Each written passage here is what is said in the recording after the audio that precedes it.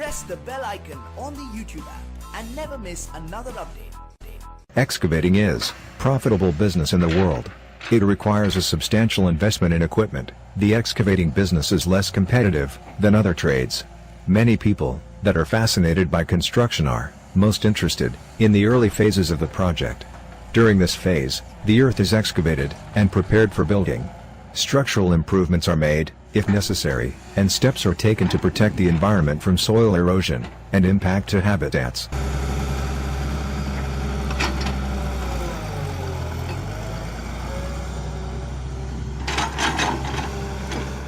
The main tool of the excavator is a backhoe.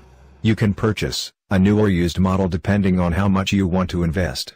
Of course, the size of the backhoe you purchase will depend on what size work you want to do.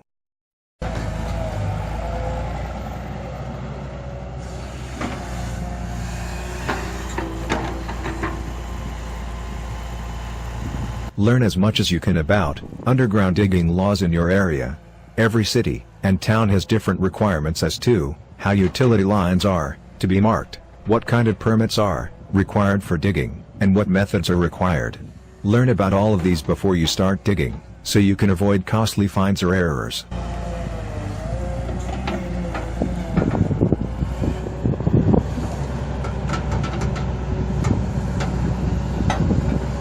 Get licensed.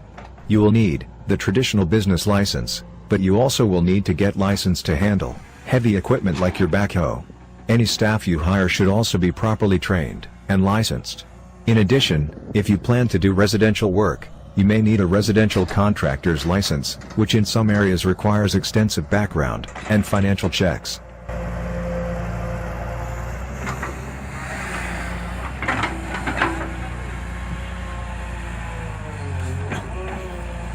If you plan to do commercial work, plan for a 90-day lag between when you bill for your work and when you are paid.